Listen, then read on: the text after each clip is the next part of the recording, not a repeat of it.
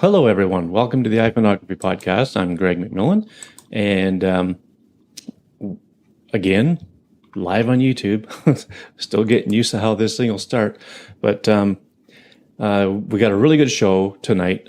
Sound like Ed Sullivan there, and I'm going to bring in Mr. Dave Podner. Hello, Dave. How you doing? Doing good, Greg. How you doing tonight? Not too bad.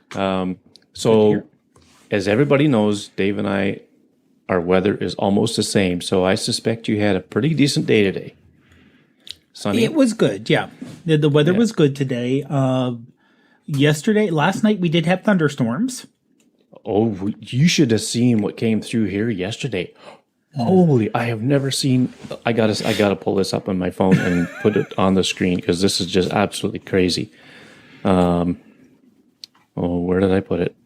Okay, I know where it is. It's in a message that I sent to somebody. Okay. Well, while you're looking that up, if you're a fan of American football, the Sunday night game last night for the NFL was here in Pittsburgh. The Houston game? No, it was here in Pittsburgh, Dallas, Pittsburgh.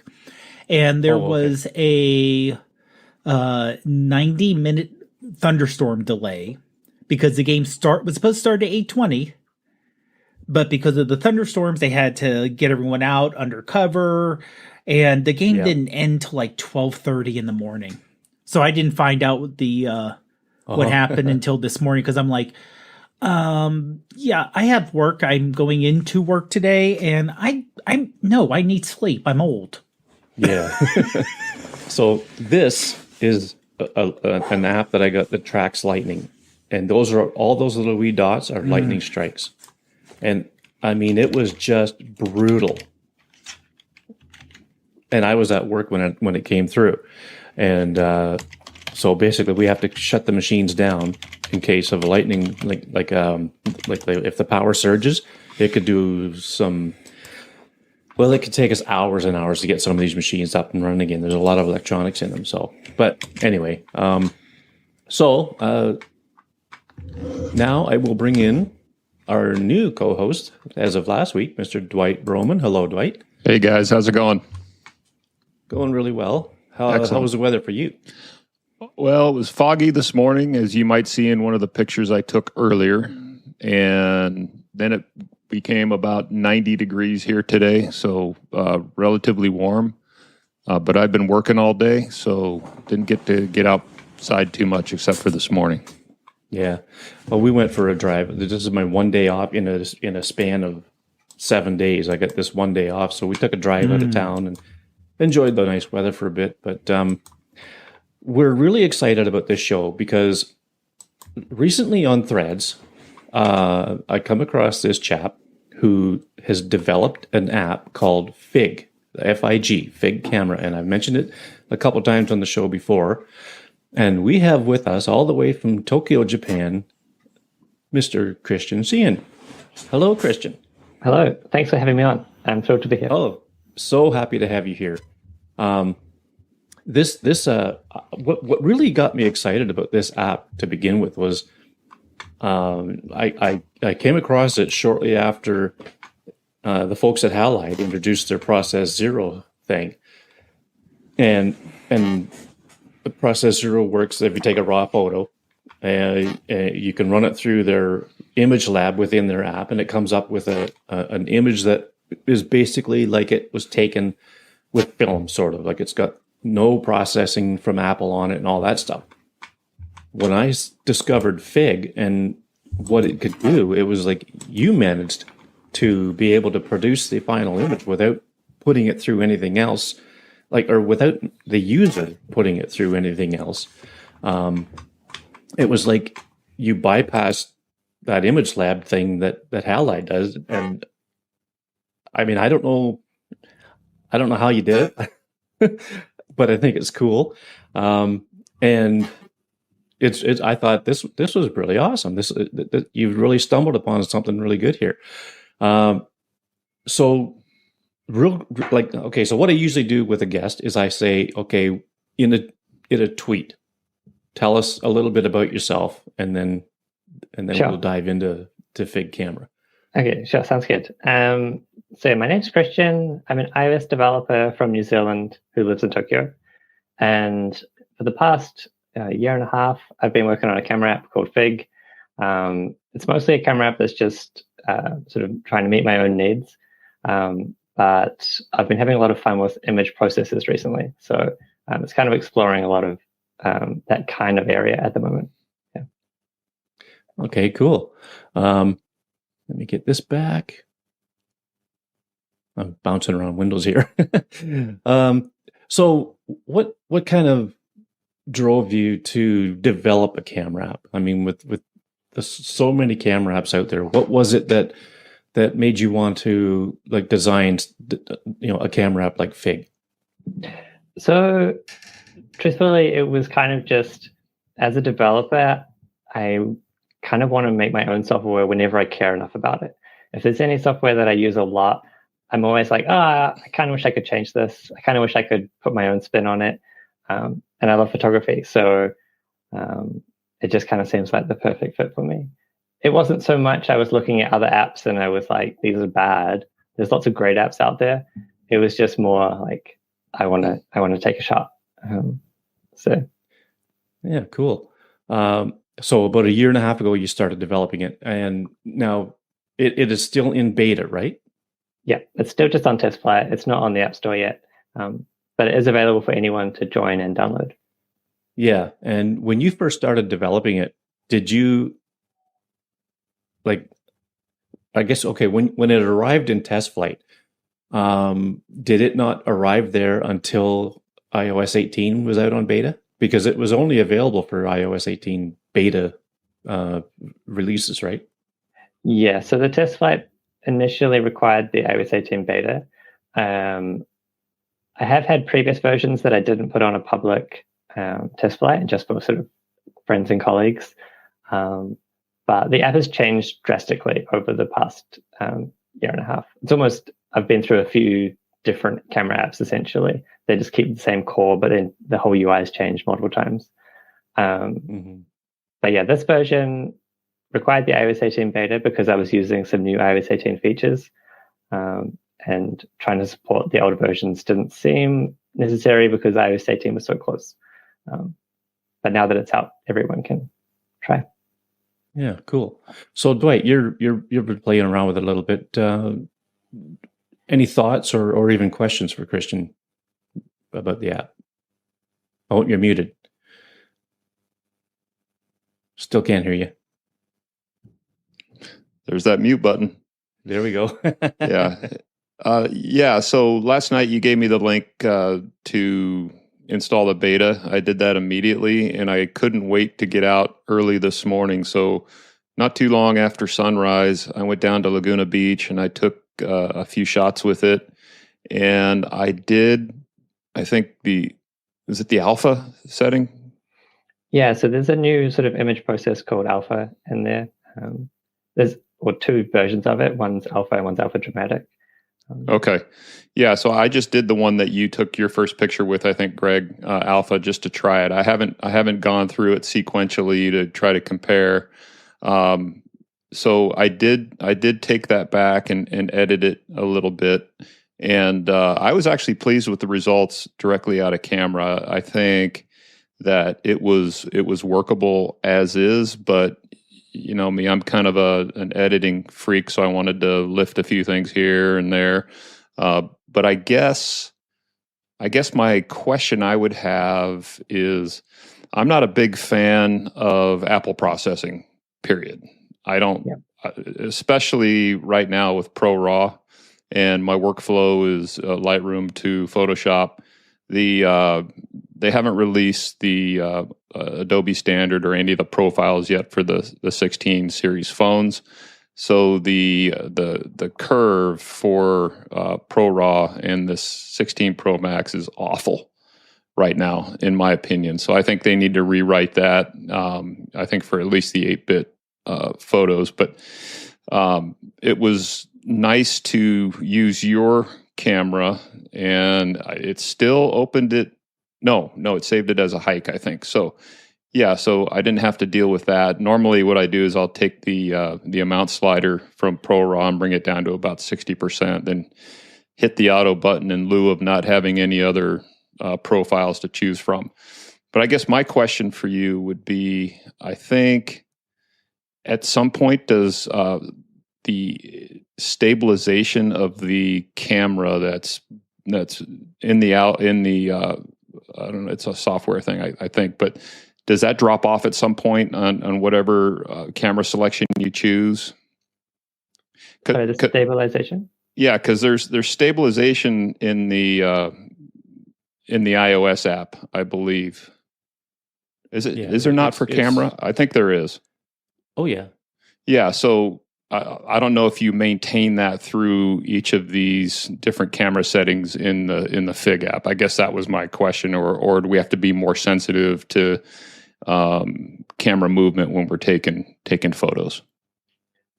Right. So I'm not doing anything specific with adjusting stabilization settings. It will just be using the standard stabilization that Apple applies. Okay. Yeah. So I would imagine just by looking at the what you have there for options in the camera, I would imagine. I mean, you're kind of telling me the same thing. You want other options yourself other than Apple processing for your workflow. Yeah. Okay. One of the things I find with the standard Apple images is that they make everything sort of flat and light. And if you're trying to use like light and shadow for creative effect, it kind of works against you. Always trying to make everything visible. It's hard to sort of drop things into the shadows intentionally. And so that's what those two alpha image processors are doing at the moment. They turn off all of Apple's tone maps, which leaves you with a very sort of unviewable image. It's often really dark, it's very flat. And so then at that point, I adjust the exposure on the image and apply a tone curve to sort of add contrast and make it pleasing, sort of keep a nice sort of roll off in the highlights and add some depth in the shadows. Oh, great. So you can recover details in the shadows a lot better than you can out of standard Apple Pro RAW.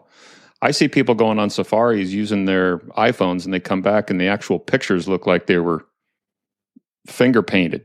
Do you know what I mean? You've seen that look, I think. It's crazy. Like Wait, we're going to bring your noise two pictures cancellation or noise reduction sort of.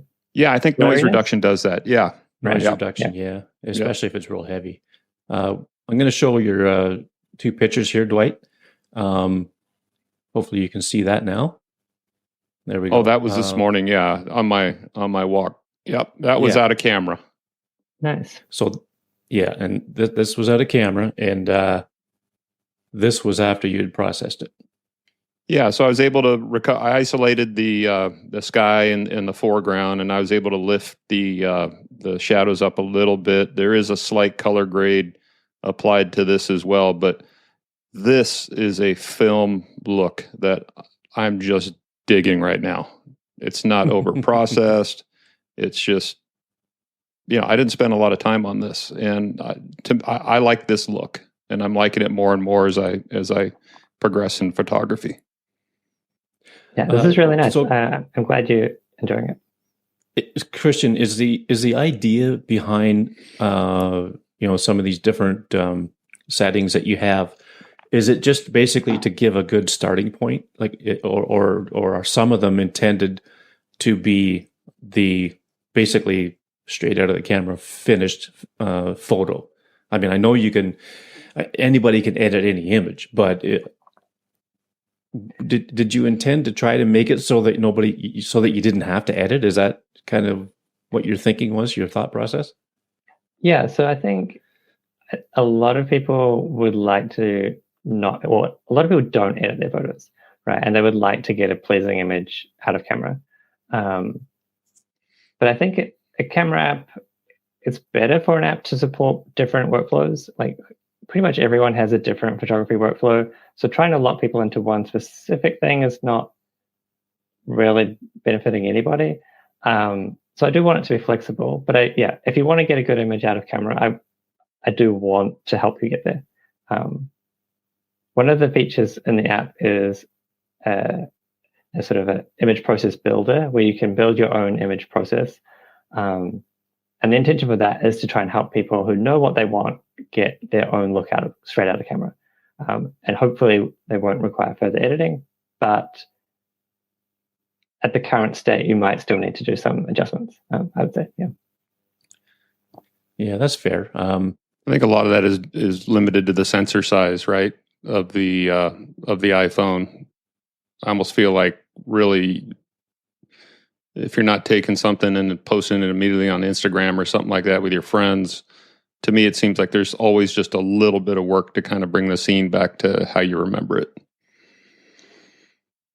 Yeah, I think people are so used to how edited images look. I mean, pretty much all photography has been edited throughout history.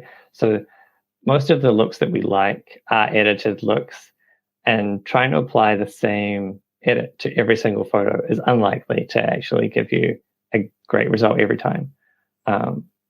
So yeah, often the more subtle adjustments work better as a standard thing to apply to every photo. If you begin to lean into heavy adjustments, it's likely to sort of crash and burn on some photos. It might work great on others, but Yeah, when I first started, I would always boost the saturation up a lot. It's like, well, there's a saturation slider. I need to really cook this thing, and now I don't even like touching that unless I'm working within certain tonal values. Right. Dave, do you ever use any of the beta, versions of any apps or anything? Occasionally, yeah. Have you tried Fig or? I have, yeah. Well, like Dwight, I downloaded it last night. Unfortunately, I was not able to get out to a gorgeous location like Dwight has. So I took a couple pictures last night, just trying to do a quick comparison between the standard camera app, right out of the camera, and trying to different settings just to see the differences between it. Because, it's one of those things of the descriptions are great on what they are, but it always helps to have like it's like, okay, here's the picture from the camera app without me touching it, and here's the difference, how it looks with the different ones, just so I can get a feel for it. And like I said, I did a couple in the standard Pro, and I do like the gentle roll off with the overexposure, where if it's high contrast, like I tried it a little bit at my desk at work today, where it was a bright sunny day, and a couple of the standard or the I would say more. I tried standard. Tried standard Pro. I'm looking at the app here, just kind of refresh myself.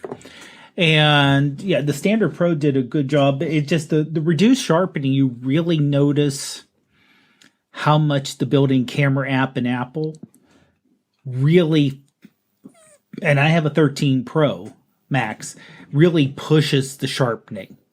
Yeah. To the point where without the sharpening, it's a little, because I had to use I used the 5x zoom, not 5x, the 3x zoom, and it was indoors at night, so it was kind of dark. So it was a little blurry, but it looked more natural than what Apple tried to force the sharpness on top of it. Right. Yeah, all the image processors in Fig just have the sharpening turned all the way down. I think the standard best practice, at least used to be, to apply sharpening as your final step before publishing. And as a camera app, is any step in there the final step? Unlikely. So I've just turned it all off at the moment. Yeah. Maybe I'll add a slider at some point, but at the moment there's no sharpening. Well, as little as Apple lets you do. Maybe there's something under the hood, but even so, it may be selective, right? You may not want a global sharpening adjustment. It may be on the rocks in the foreground, or maybe something in the midground. Right. Yeah, obviously it's always better that. Well, I'll say this, for Apple's built-in camera app, and this is something me and Greg have said and other people have said, they do an 80-80. 80% of the time for 80% of the people, give them what they want. Yeah. The fact that you can just push a button and you get a sharp-ish image that you can show someone else on your phone, and most people are happy with that. But if you have the ability to say, okay, this is less process, so you have the ability to, like I said, what Dwight said, make that adjustment, saying, okay, I want this part a little bit sharper, so I can do a selective sharpening here and maybe change some here if you're one who wants to do the extra steps. So it's always, in my mind, it's always good to have that extra option, the extra flexibility. But I also thought, just straight out of the camera, so like I said, I did the standard Pro, just because I'm not really a RAW person. I'm the HEIF person on the panel. It just gave a nice natural look. Without we're going to force this to look a certain way versus, it's nighttime with artificial lights and, you're a certain distance away. You're not going to have crisp, clear shots from that distance. Right. Yeah. I'm becoming a bit of a HEIF person, I must say, because I've been using, well with Fig, the end result is a HEIF or however it's pronounced. But I mean, with the 16 Pro Max, I've been playing around with the photographic styles a bit too. Like I've been dipping my toes in a lot of different things, and since I got this thing, different camera apps, and a part of it is just to see how they interact with camera control, right? By the way, is Fig using camera control? You can use it to take a picture, but it doesn't yet add any options to the little sliding menus. Oh, okay. Are you working on that or going to? Not currently. Maybe I should add it, but I found it really fiddly when I tried to use it. So I thought I was initially going to immediately try and do it, and then I used it and I was like, I don't know. We'll see. I think if anything, camera selection and exposure would be two really handy things. And you know what? I know there's a lot of kickback in the community about, and when I say community, I mean the mobile photography community, iPhone users in general, about camera control. But I like it. I'm getting used to it, and I'm finding that I do use it. So like I know Christopher Cohen, who used to be from Filmic, and he is now in the camera department at Apple, and he worked on camera control. So he's got his hands on that. And so I sent him a message and I said, there's a lot of people giving some kickback and negative thoughts about camera control. But I told him, I said, but hey, I'm getting used to it and I'm starting to like it. I'm liking what it's able to do. And he says they're actually logging that information, all this kickback that people are doing, and then they're going to try to, see what they can do to make it better for people. So, I mean, it's in its early days, I would say. So to add maybe exposure control and camera selection in Fig, I think that would be a plus, I think. And that would be on my wish list for Fig for sure. Okay, good to know. Yeah, thanks for. Yeah, and now if I only have one other wish list or thing that I would like to see. I'm going to open the app itself here just so I can show you. So the shutter button, I find it's a little far in. Like I'm a landscape guy, so I find it's a little far in. Oops. What are the chances of moving it down to just the center of this whole area here? So it would be in the intersection of the three blocks of information there. That's okay. I'm not saying you need to do that. I'm just saying that would be a wish list for me. So do you find it's only in landscape that you have the issue, or? Yeah, actually, okay. In portrait mode, like when I'm shooting like this, it's really good. But even if it was down where I mentioned, I think it would be okay for me. And of course, this is subjective. I mean, this is just my thoughts. Dave, Dwight, what do you guys think? About the layout and any thoughts of anything that you think could change or anything? I really hate to say that you need to change your app. I don't It's good to get feedback. But yeah, this all it is just feedback. Yeah, I mean, Greg, conversely to your view, I think on the camera button, if I had a case that would cover that thing up, I'd be happy. But I think it's good. The camera control? Yeah, to me, it's not functional because, in my opinion, there's only one way to hold an iPhone, and this is it. I can't really show you here because the whole thing about taking an iPhone photo is maintaining stability in the camera, and I think you got to put this one hand underneath there and kind of cup it, and then use your thumb. Now, that being said, I think having that button over a little bit more towards the left in landscape mode would be beneficial. But yeah, I'm not a camera control fan, but I would be a fan of that button coming over a little bit more, maybe in the intersection of the controls there in landscape.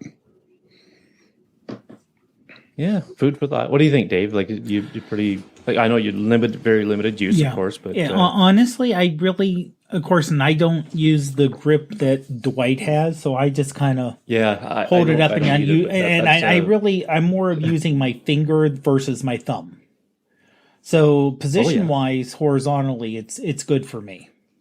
But again, everyone's different because you have the Max phones versus the non-Max phones versus the 16s, which are another size. So Apple now has 4 different sizes of phones, even though they're close, but they're 4 different sizes. And I understand, Christian having to deal with some people have larger hands, some people have shorter hands. So you have the whole, this works good for this person, but it doesn't work good for this, and it won't work good on this phone. It'll work on. Plus, next year we're going to have a mini.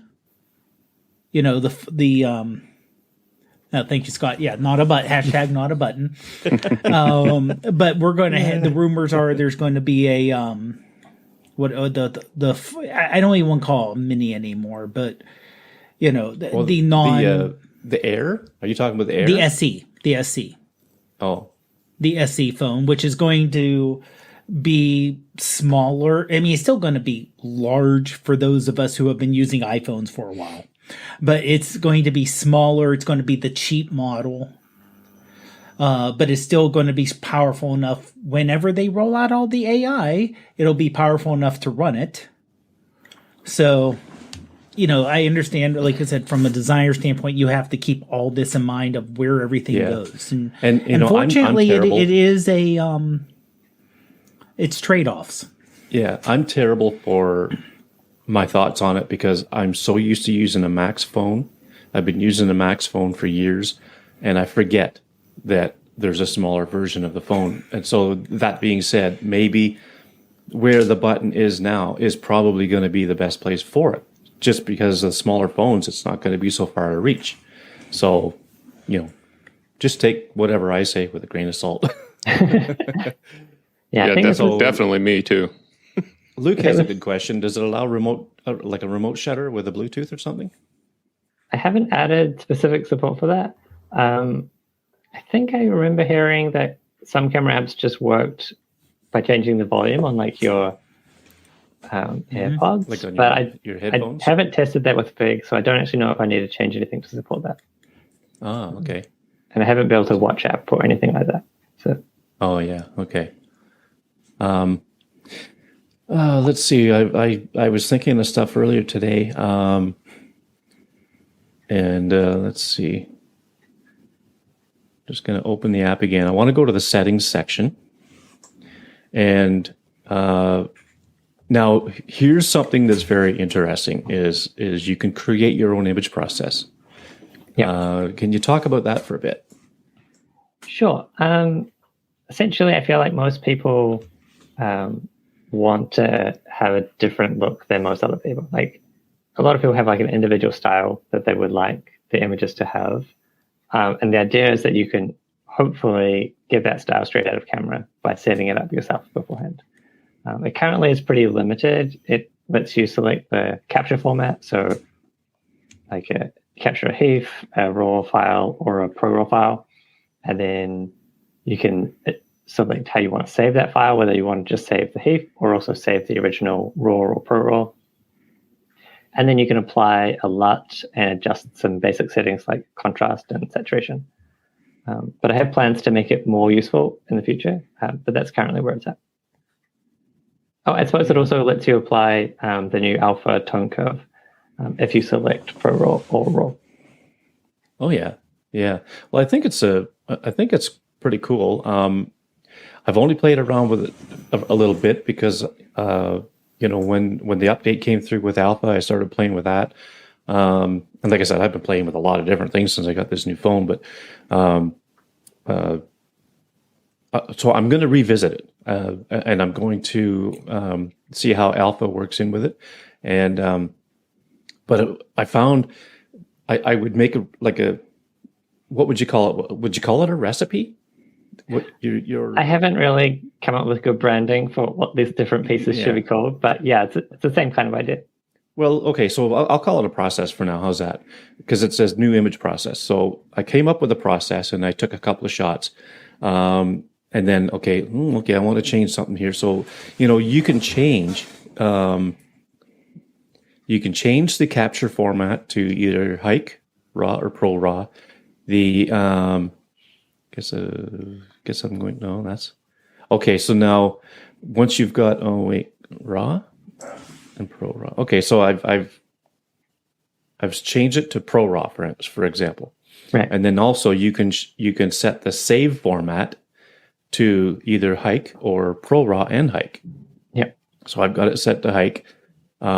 Gentle overexposure, you can turn that on and off. So tone mapping, this is cool. You got the standard, you got the alpha tone curve, and the alpha dramatic tone curve. This is giving you some, pretty versatile choices what to do here. And then you've got noise reduction. You can have auto or custom.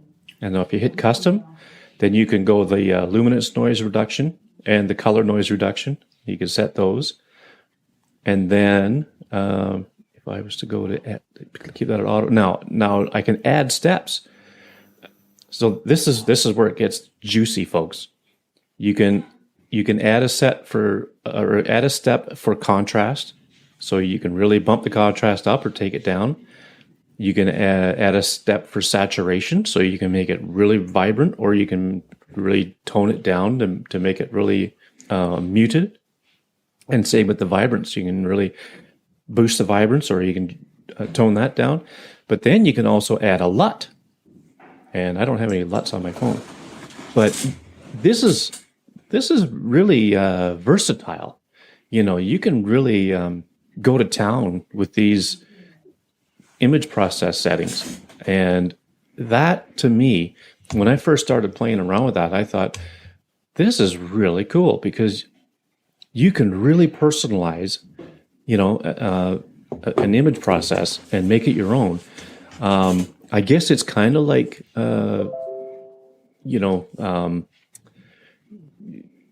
film simulations and stuff like that. But this is kind of going to me, this takes it on a whole new level because it's so versatile in what it can do. So what was the thinking behind creating that, Christian? Was it, have you used a Fuji film camera with the film simulations, or was it just something that kind of developed over time as you were developing the app, like just ideas that popped into your mind? I think, I have been inspired by Fuji. I did used to have an X100 a few years ago before I managed to submerge it in water. Oh, no. But yeah, I just feel like a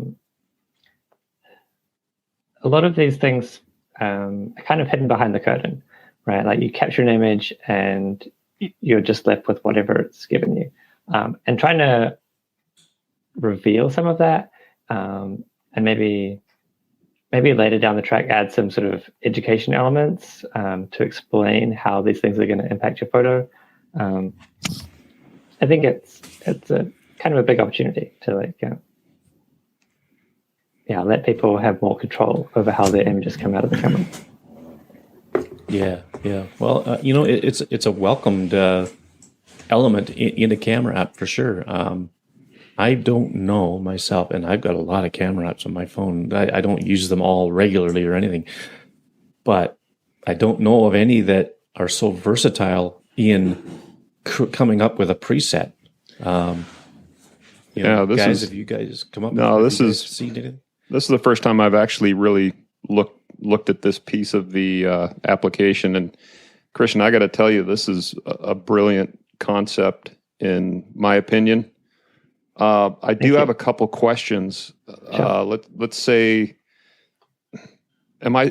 so I'm relatively new to photography in the last couple of years, so I'm not sure what an alpha tone curve is or an alpha dramatic tone curve. Is that something that most photographers should know, or is that something that could be explained to maybe a layperson like myself or somebody else? I guess that's my first question. Sure. The second question is, looks like the luminance and the color noise is set at 50. Is that 50% of what would normally be processed in an iPhone photo, or is that just a random kind of middle setting there? Sure. So I can start with the alpha tone curve. Alpha tone curve is not a shared or it's a fig thing. It's not a okay. Common, Got it. Okay. It's the alpha branding is in software development we call new features in alpha, like before they go into beta. It's when they're unfinished. So that's just my sort of work in progress image process, and it's the same. So like if you're on the main settings screen and you can select alpha or alpha dramatic, they're applying a tone curve as part of that, and that is what I'm referencing when I say alpha tone curve in the image editor. Okay, I should have known that. Alpha, beta, and then really, I should have known that. So I didn't know if that was some photography specific thing. So thank you for that. And sorry, what was the second question? It was the luminance, noise, and color noise defaults at 50, and I was just wondering, really, what does that 50% or that 50 represent? And the other thing I was thinking also when we started talking about recipes and adding steps here, maybe eventually that would be something that would be maybe shareable within a community. That'd be kind of neat. It would be great to have them shareable. Back to the noise reduction, that's how much noise reduction is applied. Like, how do I describe this? There's a feature in Apple's tools that they provide where you can tell them how much noise reduction to apply. And I'm just saying apply fully or apply none at all. And it's a slider that much. It's not how much does Apple traditionally apply to this photo. Okay. So like they might choose to apply 20% or 50% depending on the photo. And if you set this at, say, 50%, it's always going to be 50%. It's not going to adjust per photo. Okay, so that 50 just kind of represents the halfway mark between the sliders. Maximum and the minimum. Right. Okay. All right, that makes sense. Regarding the sharing of the sort of presets or recipes, like I do love that idea. There is one concern, which is if you've bought a lot and you've included that in your process, you can't really then go and share that. Right. So, well, would there be a way to disable sharing for that particular? Yeah, of course. There could be something like that where it's like you can't share this, or you can share it without the LUT, or even maybe include a link for someone else to go and buy it. I don't know. Yeah. Because I predict some really incredible images coming out of this just based on the settings that I've looked at. And that'd be kind of neat to have a community to be able to share within. Yeah, I think it's a great opportunity. I'll say one thing I like when you're doing when you're doing your create image process is the ability to hit the plus on the test image on top. And that way you can experiment with the sliders and see exactly what the result is. Right. You can just, okay, that's too much, or no, that's good, and like I said, since you can make more than one, you can make a landscape image process, and then a portrait one, cloudy day versus sunny day, and use test images that would match that. So you could say, okay, on this day, I notice we're in this situation. I'll use this process to get the look I want. So that makes it really powerful, but really straightforward. Yeah, I think that's pretty cool. Yeah. Yeah. Kevin Barrett in the chat says shareable recipes would be great. Yeah, I think that's a really good idea. And I think that could possibly help drive a community once Fig gets released to the public and gets on the market. It's getting noticed, in my opinion. And I don't say that just because we're talking about it. I think it's, I've seen some stuff on threads with it. So I think once it does, get released, I think that you could very easily create a community with this app. So speaking of getting released, any plans when? Because I'm sure there's probably a lot of people wondering. I feel like the pressure's kind of come off a little bit after I opened up the beta and iOS 18 came out, so anyone can try it. I was originally trying to sort of release it around the same time as the new iPhones, but I missed that. I was on holiday and I just didn't get it to a point where I was happy with it. And then because I missed that sort of self-imposed deadline, I'm kind of rethinking some things, thinking maybe I can make it an extra level better before I release it, because you can only really launch once. So trying to do a great launch might be worth waiting for, I think. Yeah, for sure. You only got one shot at a good launch. So do you have a much of a list of things that you want to try with it before you? I have a never-ending list of features. Is that right? Yes. Okay. Dale has a good question in the chat. Are these? He's calling them looks, which is another good name. Are they baked into the JPEGs or RAWs? Can you imagine it's linked to a RAW, right? Or you can't imagine it's linked to a RAW. So yeah, so these image process steps that you add, they will definitely be baked into a JPEG or a hike. But obviously you can't bake them into a Pro RAW file, correct? Yeah, that's correct. I'm not sure if I'm like spoiling anything here, but one of the features that I want to add is to allow you to save, if you save a Pro RAW and the HEIC, to then go into your image gallery and just change the pipeline or the process after the fact. I think that would be a really useful addition. Oh yeah. It does require you to save on the Pro RAW. So the RAW files, you can't bake in extra looks to them, right? It's like the bare RAWs are just raw sensor data. Yeah. And the Pro RAWs are a linear image, which, I mean, maybe you could somehow adjust and save, but Apple hasn't shared how to do that. And I don't know how to do that. So I was thinking, save the RAW and the HEIC together and then reprocess it after the fact if you want to change. Okay. Yeah, because Filmic First Light, when that app came out, it has all these looks that you can apply, before or after the shot type of thing, and that's Chris Cohen again. That's one of his apps. I asked him way back then, could you apply these looks to a Pro RAW? And all he said was, interesting. And then I never heard anything about it again. So I'm going to assume that it was not possible. That was long before he became an employee at Apple in the camera department. So I'm going to assume that you cannot do that because you're dealing with a DNG file, even though it's like you say, it's not bare, but it's still a DNG file, right? So it would be kind of cool to be able to do that, but it's one thing I've learned about iPhone photography and mobile in general is that there's limitations, all kinds of them. So Let's see. And anybody in the chat have any more questions for Christian before we move on to our recent photos? Dwight and Dave, anything else you want to? Yeah, Christian, quick question on the format. It looks like you have the HE. Is there any chance of maybe being able to export to a JPEG? I could add that. I haven't added it yet.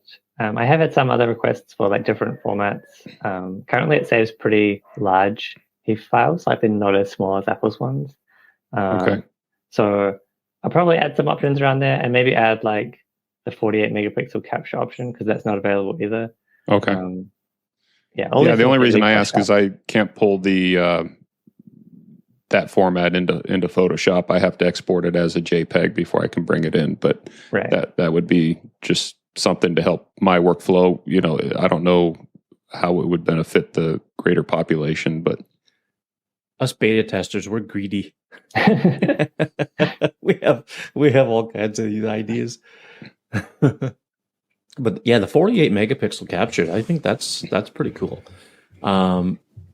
Would that be something that would be possible also, like would now that the 16 Pros have 48 megapixel in the ultra wide, would that be doable as well?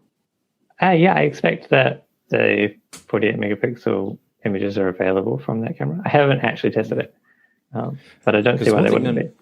One thing I'm noticing is that it's one of these deals where, because it's like an f2.2, I believe it is, aperture, it's not going to give you the 48 megapixels unless it's bright enough to do so. If it's not bright, then it's going to start pixel binning and give you a 12. And it's got to be good and bright. I hope they kind of fix that a little bit, or maybe, you know, a camera developer like yourself can maybe find a way to force that 48 megapixels to work in slightly darker conditions, because I've missed out on a lot of 48 well, not a lot, but I mean, I've missed out on some 48 megapixel shots with that ultra wide because it's just not bright enough, and it's kind of cheesing me off a little bit. That 48 megapixel ultra wide camera, I think I read that they didn't really increase the sensor size when they moved it to 48 megapixels. So they just squeezed in more pixels. So it kind of makes sense that it's better, but not like dramatically better like the 48 megapixel sensor we see on the main camera. Yeah. And I mean, you know, it is f2.2 as opposed to f1.78 in the main camera, or fusion camera as they call it now. So it's not going to gather the light as good. And with lenses and sensors that small, Dave, you can back me up on this. We're talking about physics. Yeah. And you can't get around physics. Yeah. And that's something that a lot of people forget, is that there's, like you said, it would have been nice if they would have increased the sensor size when they went 48 megapixel. I don't know if there's reasons why they didn't do that other than economics. It may just be there's not a, you know, you can get an ultra wide sensor with 48 megapixels to put on there, or it may not fit in the camera to get a bigger sensor size. Because that's one thing to remember, is that even though the camera got bigger, I don't think the Max got, and the rumor was they wanted to have the 5x zoom in the smaller camera, but to do that they needed to make the smaller camera bigger, but they wanted to keep the gap. They didn't want to like a 6.3 and a 6.7. That those two cameras would be too close. So they made the bigger camera bigger just to give you that gap, that kind of artificial gap in size.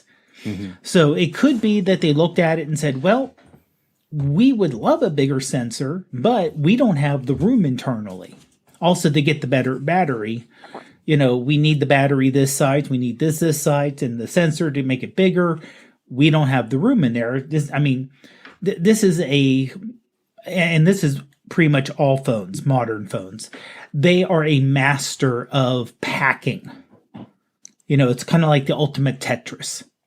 of knowing this block goes here and this goes here, but this needs to go here, and we need to fit this in here and have the thermals so you're not overheating, and make sure all the engineering works. So it could be next year, unfortunately, saying, oh, we were able to shrink this and shrink this, therefore we now have a bigger sensor.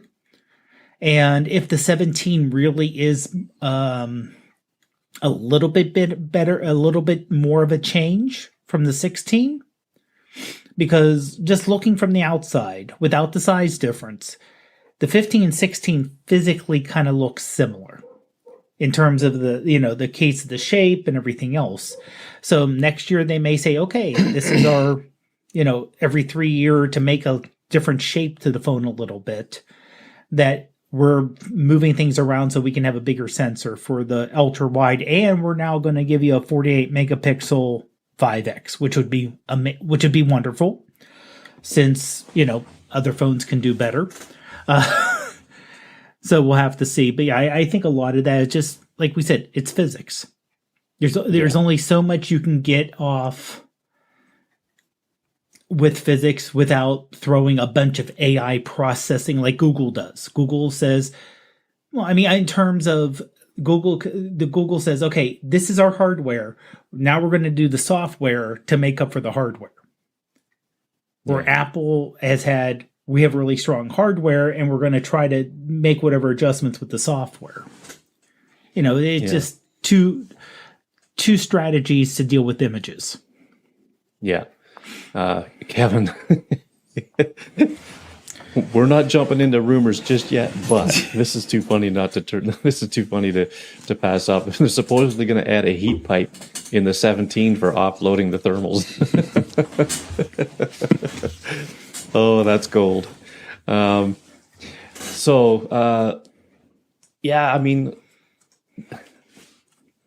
What you've done with Fig, Christian, is really, really cool. I'm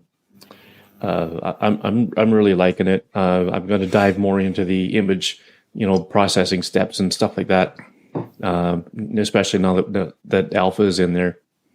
And I on my drive today, we went to this place I'll post some of these on Threads later, but there's a lookout. You go up this hill and around and go into a parking lot, and you can look out over the bay, and you can see what's supposedly called Blue Mountain in the distance.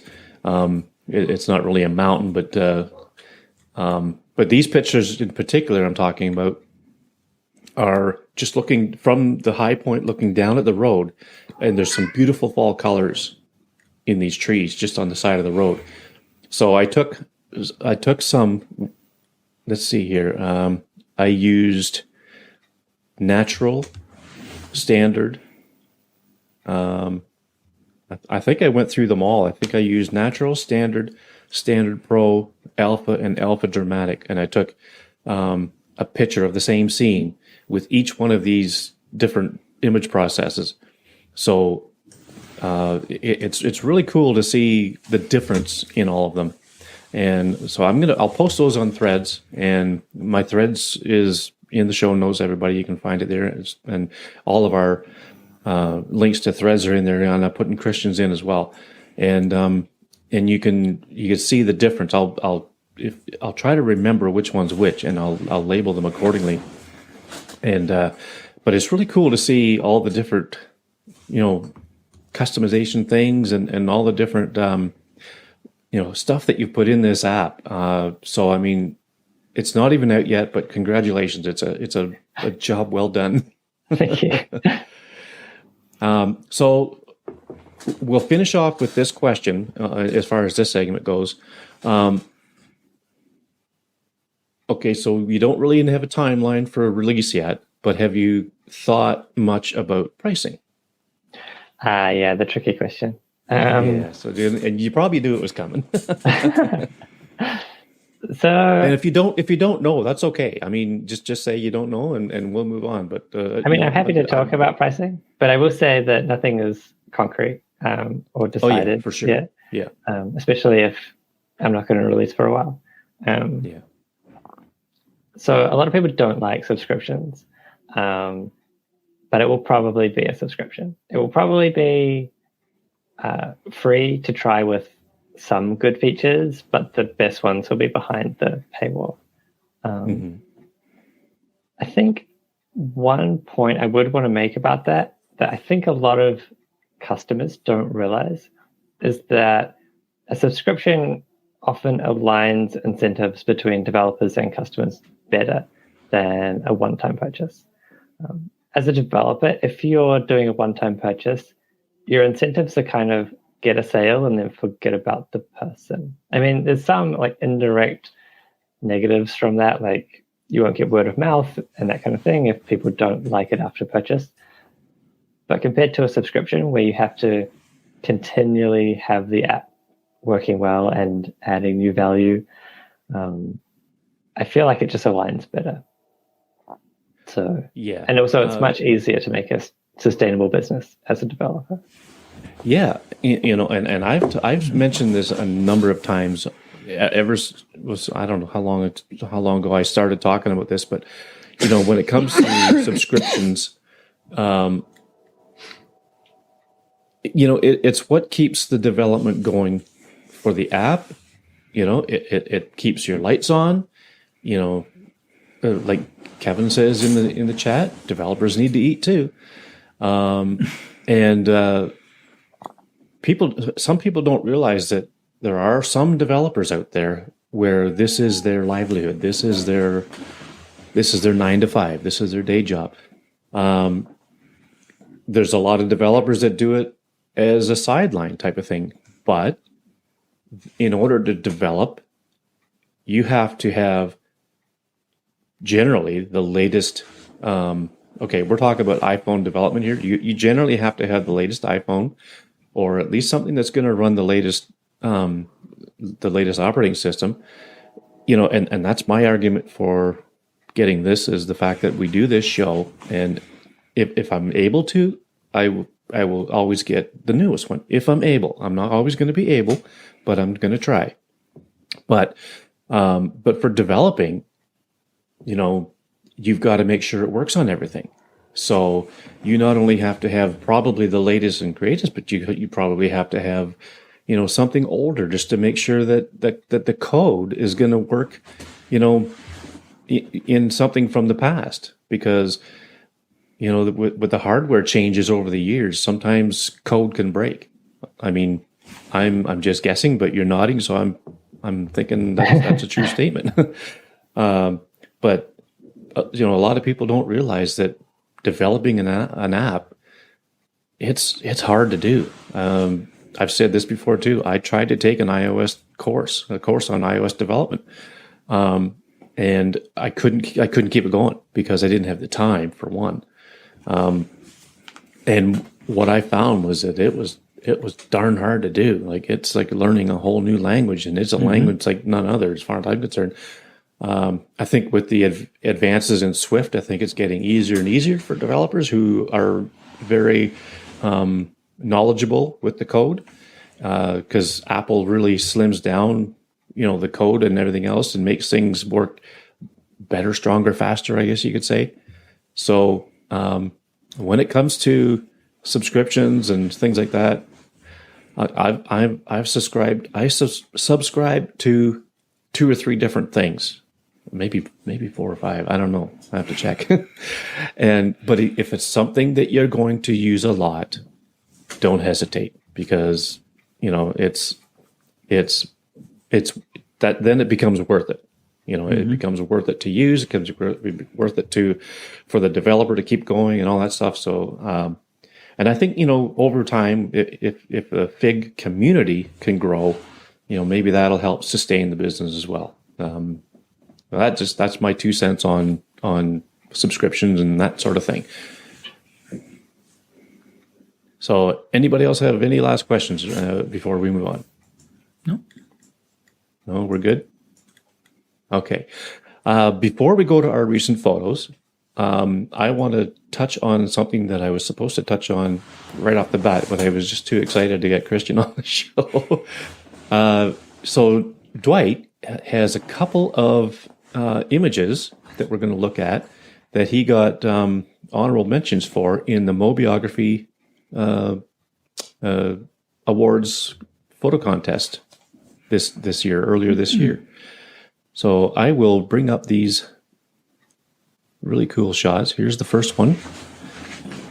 And I really like this, and you can probably imagine why. Yeah, this one was it was a macro shot, obviously, Greg, and I honestly don't remember if it was an external lens. I think it was. It sure looks like it, yeah. But what I did was I really increased. I went into Topaz and I increased the resolution by 5 times before I cropped in on it, so I wouldn't lose any pixels. Oh, wow. So I was able to crop in really tight on this thing, and then just some minor tonal adjustments. And yeah, I think that one turned out pretty well. That was in the I think in the spring category. Yeah, that's cool. I don't know how it didn't win place or show at all, because you know what, I haven't gone through and looked at the images, but this is freaking amazing. Like Thank you. I say that because I love macro. I wrote a book on this stuff, and so it kind of holds a place close to my chest. But I really like it. What do you guys think, Christian? What do you think of this one, real quick?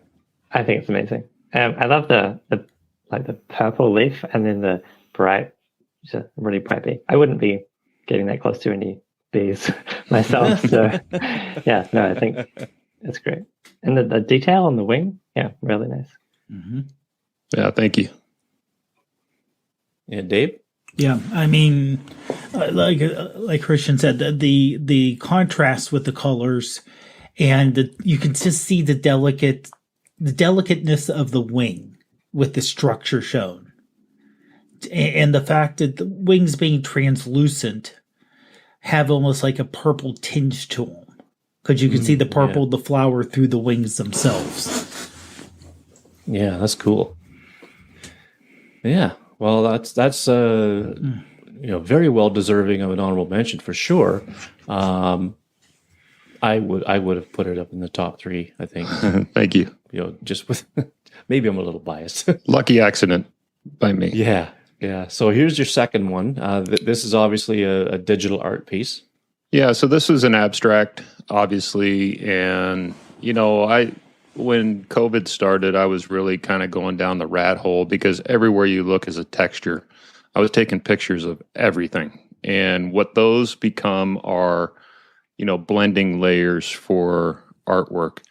And then I got into, light trails and motion blur. So the figure you see sitting there really is directly out of camera with using a third-party app and taking a motion blur photo. So essentially, I'll push the button, and then I'll just move the camera just slightly, and then I'll push the button again and turn it off, and I get an abstract figure from the motion blur. And then what I'll do is I'll isolate that figure, and then I will use different textures that I've gotten over time and blend them and try to make it look harmonious with the colors. And again, other happy accidents. I run it through different apps, and I think this is just one I got lucky at, and it's one of the things I like to do with my photos. Yeah. Christian, you ever play around with stuff like this in your free time? Just for something to do, just to see what you can come up with? Have you ever, tried to create something like this? Never. Looking at this, I would have no idea how to make something like this. It's wonderful. It's the kind of thing you can imagine on a gallery wall, right? Like it looks very just sort of harmonious and pleasing, and but also like it makes you question, like, what is this, right? It's got that kind of unknown element that I really like. It does, doesn't it? It makes you just ask questions in your mind. Yeah. Well, it's obviously a figure, right? And then you have to kind of look at it like, what's going on there? What might she be looking at? Or that type of stuff. Yeah, and I think that's kind of the intention of the photo when you're putting it together. Yeah. Now, Dave, you do some pretty, what's the word? Interesting, clever edits. Weird. You can say your weird. photos. Yeah, Weird. you can Okay. say if weird's you fine. want to go Yeah, there, I'll weird's go fine. weird. Okay. but they're cool, Yeah. And spoiler alert, we'll see one of those coming up. Mm-hmm. But what do you think? This is kind of in your wheelhouse a little bit, I would say, don't you think? Yeah, especially with trying to make something where it's not unlike the B image, which was a sharp, lifelike look. This is more giving an impression of what was there versus trying to give a sharp, similar to if you, and people may yell at me, more like a painting where you're trying to get a feel or a vibe of an area, not necessarily an exact copy of what happened. Mm-hmm. And I think Kevin says print there's it. room for both. I mean, there are sometimes you want to have that.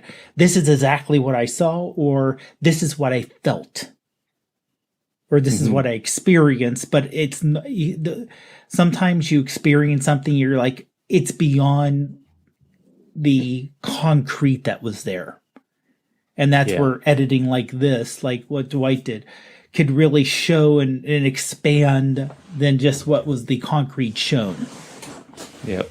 And I think this would look great printed on canvas. Mm-hmm.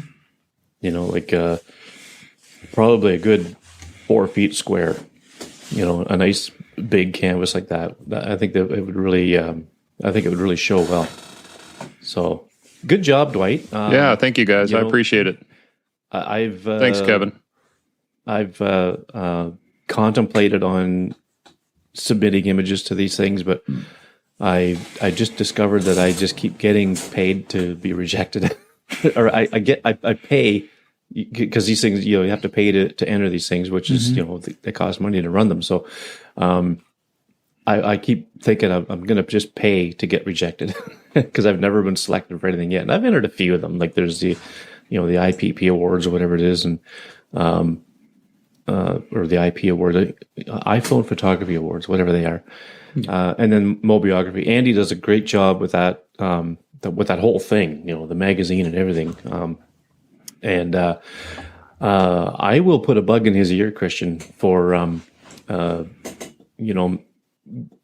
about your app. Maybe he can showcase it. Maybe when it becomes a public release, that would be a good time for him to put something like in his magazine about that. Oh, thanks. Are you familiar with his magazine? No, I don't think so. Okay, so it's digital only, and it's every 2 months, I believe, it comes out. The mobiography? Yeah. Yeah. And he, there's some how-tos and articles and interviews and different things like that in there. So when Fig becomes a public app, I will definitely shoot him an email with with the app and all that stuff, and see what he thinks. Maybe he'll feature it in the magazine, which could help generate a few new customers. Yeah, thanks. I appreciate it. Okay, all right. So now we are going to go on to our recent photos, and let me pull these up. And okay, so Christian, what we do is we pull photos up just like you've seen so far. And now people on YouTube can obviously see them here now. But in the podcast, once it comes out a couple of days from now, people will be able to see the image in their podcast player on their phone. Oh, cool. It's unless they're on Spotify, then they can't. I don't know why Spotify can't show an enhanced podcast, but according to the analytics, most of the people are using Apple Podcasts, and then I think Overcast is the next biggest one. But it works on Overcast and Pocket Cast and a bunch of apps like that. But I think it's a great way for listeners after the fact to see what we're talking about, and then they can relate everything and put everything together. So that being said, we will go through these. I've got Christian's lined up first. We got 2 from Christian and then 1 from each of us 3. So for a total of 5. Generally, we do 2 each for 6, but there's no way we can go through 8, I think, and keep the podcast at a decent length here. So we'll bring yours up, and we'll just get you to just say a few words about it. Sure. So both of mine are actually taken on the same day. A couple of weeks ago when I was traveling to LA. And this is in Tokyo. This is at a train station. I just like the sort of the rhythm of the colors and the shadows. It's a picture of sort of very commercial buildings. There's like an overpass. There's a big wall covered in greenery. The foreground is the train platform. But yeah, I don't know what else there is to say. It's just kind of light and shadows and color. Yeah, just one of those things that caught your eye and made you want to grab a picture of it. I'm going to assume that you took it with Fig camera. Yes. I think this was like a custom process with like a Pro Raw and a LUT. Oh, okay. Christian, I think this is great. I really like the leading lines in from the lower right, and then you've got the cable and the roof of the structure. It just kind of pulls you from right to left, and just a little bit of touchy yellow, that bright red, and that blue in the background, and then just the overall film look, I think is really amazing, and it's not over processed. I love it. Thanks. I appreciate it. What do you think, Dave? Oh, you're muted. Sorry about that. I had cats running around, so I muted myself. Oh, okay. The fact that it's just kind of discrete shocks of color, I like, with the the separation with the yellow and the red and the blue and the green in the background there. But everything else, like I said, being very big city neutral color. So the colors really stand out, especially since they're all kind of going in the same direction. Yeah. The vibrancy of the colors, although they're not like full blown vibrant, but they're bright enough that they're very distinct in the let's call it a concrete jungle. It's like brilliant colored wildflowers on an otherwise mundane desert type of like mountainside or something. It's just the colors, the way they pop, really makes it interesting, and your eye gets drawn to each of those colors more so, I think, than the concrete and that sort of thing, and the leading lines and all that. They just, I don't know about anybody else, but my eyes just keep going around and around and around this image, and when I see that, I think that's a very captivating photo. I think it just, it's a good composition and just something that keeps your interest. That's for sure. Thanks.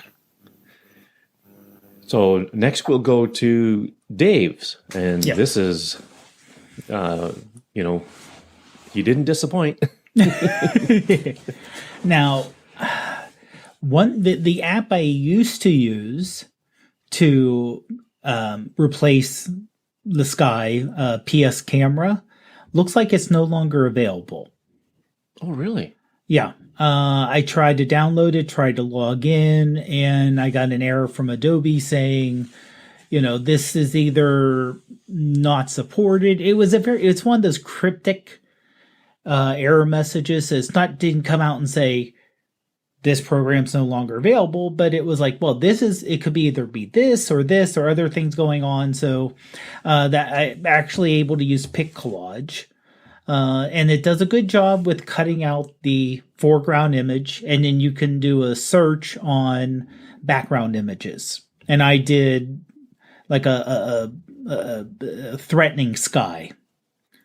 So I did that image just to kind of replace it because the sky here was completely just kind of solid gray, overcast. And then I threw it into Visionist to do a little extra with maybe a little extra texture and the color itself to give it that kind of orange hue on the towers themselves and to bring out the blue and the red in the sky that was going there and make it a little abstract with the people in the foreground. So this was actually taken right before a race I had, not last weekend, but the weekend before. And it was a light drizzly day. And these are actually dorms on the University of Pittsburgh campus. Unimaginatively called towers. There's 4 of them. And Litchfield Towers.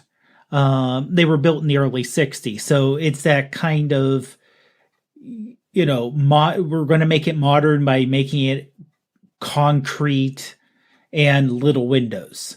That was popular at the time in the US. And they're still like one of the larger dorms for freshmen on campus. And it's kind of in the middle of campus itself. So, and they're round. So, and when I just happened to look up and it was like, you see these 2 towers just kind of going up from the angle you're at. And I just had a feeling of it, especially with the gray overcast and the, like the gray concrete of the building, it kind of gave me a ominous kind of horror sci-fi kind of feel to it. So that's why when I did the editing, I added the colors and the threatening sky in the background and the people in front who were just kind of getting ready to basically get ready for the run. Yeah. Just real quick, Luke says that the architectural style of the towers may be called brutalism. Yeah. No, I could definitely see brutalism there, where that was just really popular, where instead of the older buildings, which were like red brick or sandstone or, something on that nature, marble look, it was like, we're going to make this really stark. And because that was the idea of it's modern. The older buildings had all these weird kind of shapes and gargoyles on top and little bumps and putouts. And it's like, no, we want to be modern. So we're going to make it smooth and harsh, basically as harsh looking as possible. Yeah. What do you think of the edit, Christian? It's so dramatic. Like, it makes me feel like I'm immediately watching a film where it's like a nightmare sequence or something, where it's almost sort of out of body. I think it's impressive. I like how the buildings, like they fit the tone of the sky and the foreground. Like you can see the blue reflected on the concrete at the top, whereas the bottom of the towers really is that sort of orange. Yeah, it's great. Oh, thanks. Yeah, you're almost waiting for the alien to come out of this in the sky. Exactly. Yeah, I never thought of that, but you're right with the like kind of like the reflection of the blue at the top. Like it looks like it's reflecting on the building itself. What do you think, Dwight? Yeah, I mean, this is fun, right? And this is a testament to being able to do something different with your photos. It releases a creative side, from Dave, and I think this is just fun. This is fun to do. So, yeah, I'm familiar with that app. I think I have every single art app out there too. So. Well, Dave is pretty proficient at mixing them up for sure. Yeah, and that's key. And what's nice about that is, sometimes you can selectively add by masking, certain overlays from different apps into different areas and that type of stuff. Yeah, it's fun working with layers in between apps. Yeah. Well, very cool. So Dwight, we'll go on to your next one. That looks like my out of camera shot, Greg, I think. Yeah, okay. So and that's the fine. only one that was in that message. Oh, this. Well, we can look at it and we can talk about this being on the Fig app, and this is out of camera and unedited in the alpha mode, which I believe shoots in Pro Raw and then outputs as a hike. So yeah, I mean this one isn't my finished product, which is fine. But this I think is good to show the audience what out of camera looks like, at least in this alpha mode. I don't think it's bad. I think it's fine. I think what I did was I lifted the shadows a little bit in the foreground, in the water. I brought back a little bit of the saturation, I think, in the water. I might have, when I brightened the foreground, it really brightened up that sand. So I probably toned that down a little bit with a curve adjustment and, in like a multiply blend mode just to tone that down a bit. But again, it's out of camera. I think it looks pretty good and a nice film like photo. Yeah. I think there's a pretty good amount of contrast in it. I thought it was finished. I don't know if there's much that I would do with that at all myself. What do you think? Yeah. Nothing needs to really be done. I just I like to put my paws on every photo. So yeah.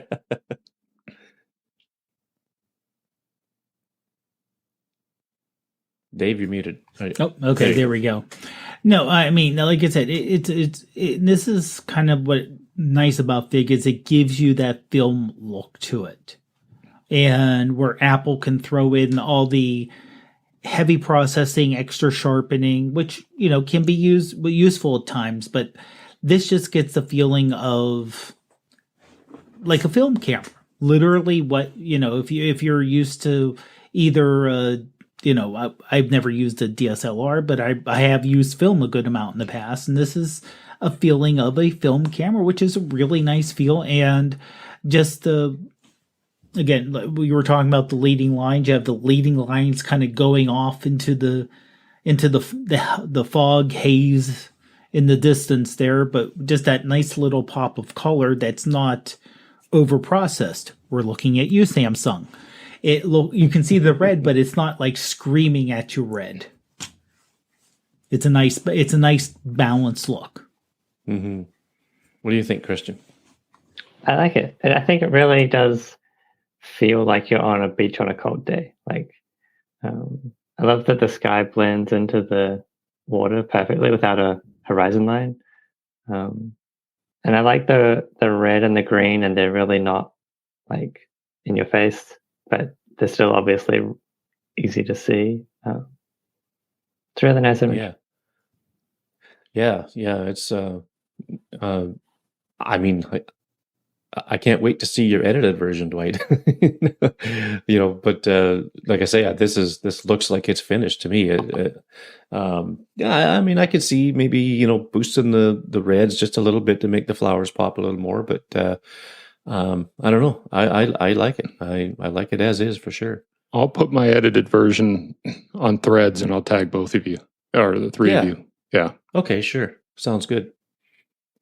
All right. So mine is I did. You guys don't even Dave and Dwight haven't even seen what I was going to do yet. So Inside Baseball, we've got a shared photo album in Photos that we put our pictures in that we're going to talk about, and I deliberately waited because I wasn't sure which one I was going to do yet. And as it turns out, I took this one about an hour before, or an hour and a half or so before we came online here, while I was out walking the dog.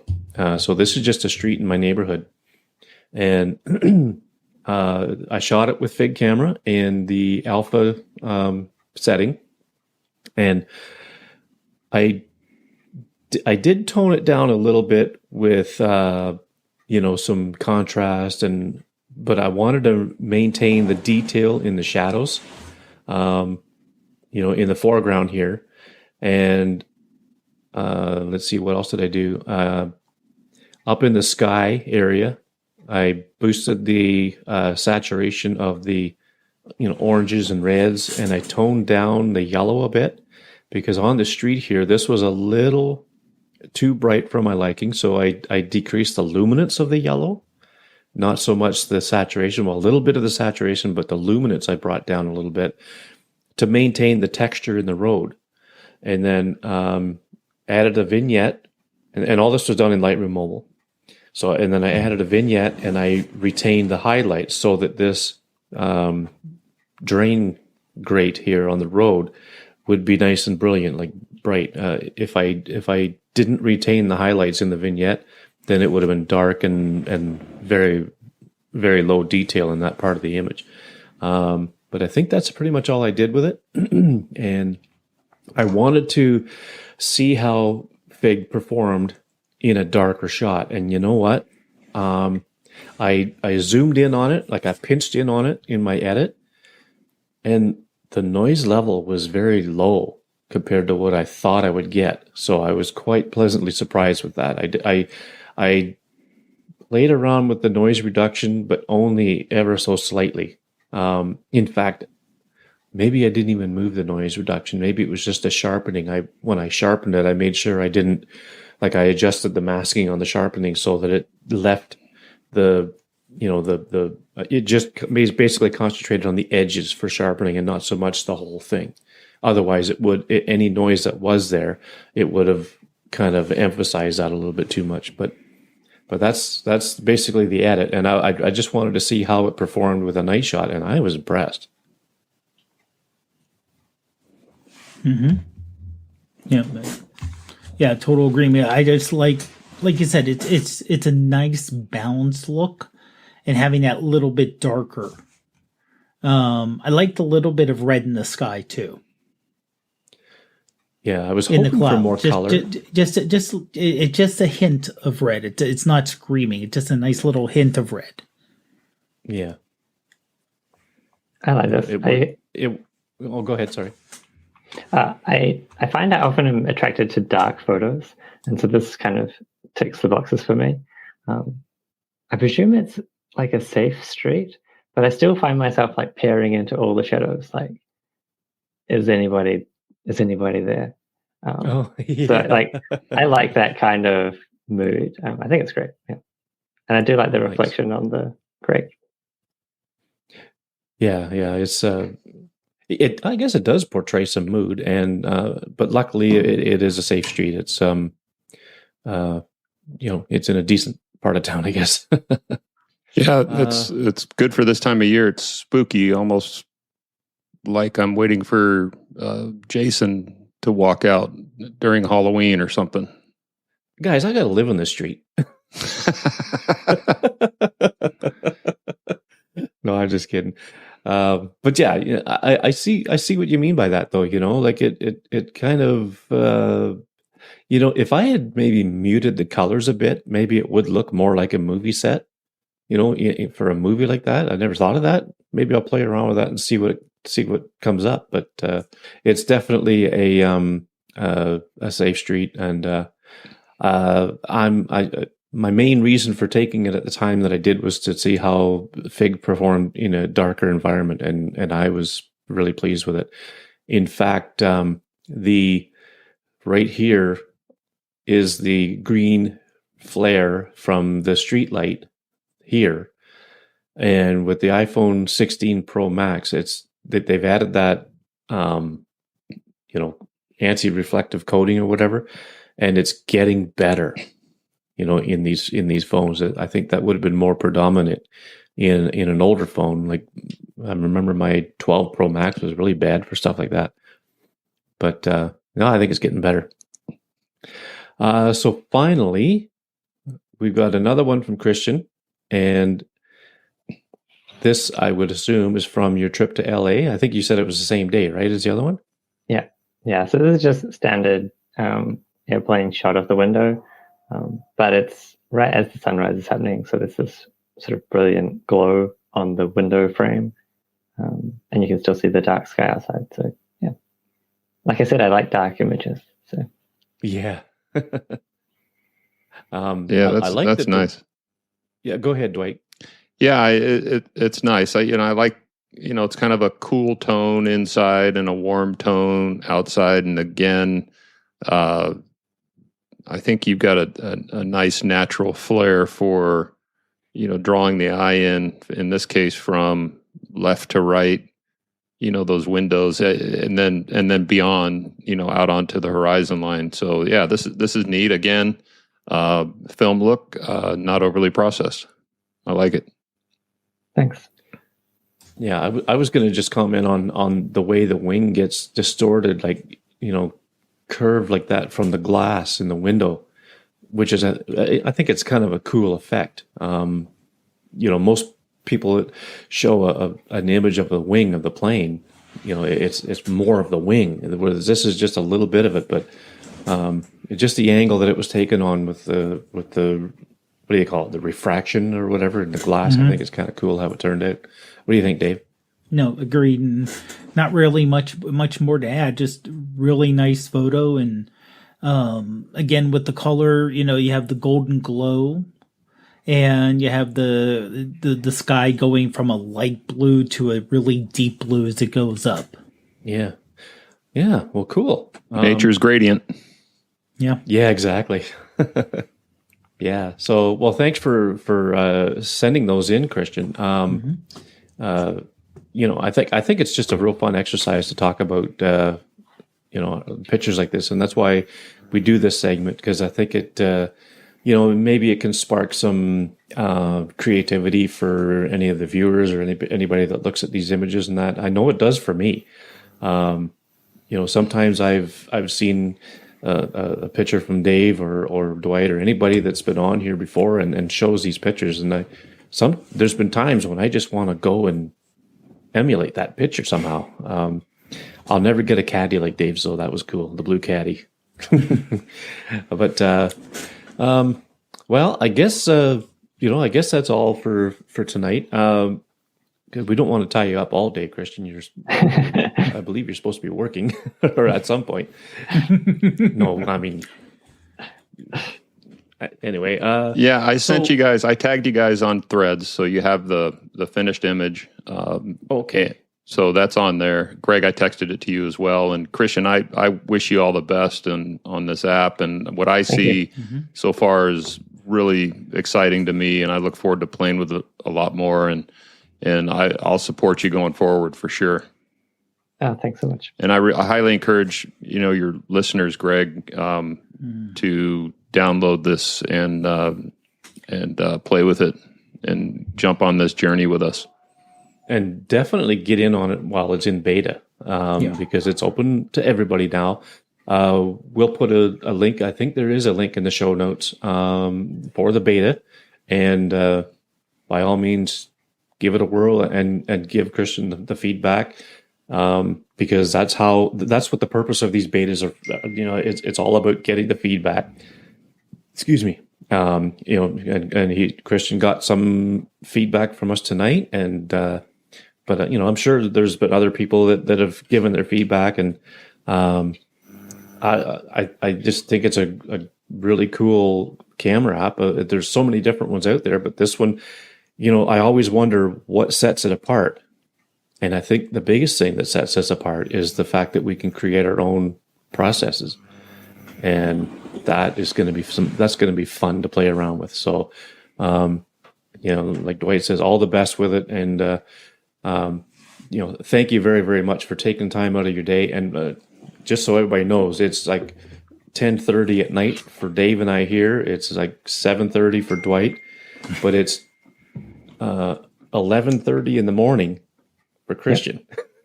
Tomorrow. he's in the future. So,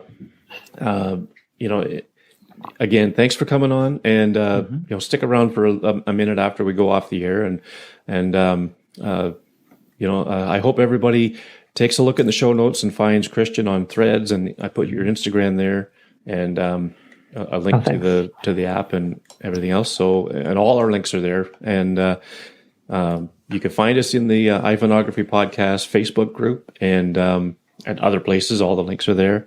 And thanks everybody in the chat room for following along live on YouTube. And we hope you all enjoy the pictures when you get them in the podcast app. So I guess on that note, we'll see everybody on the next one.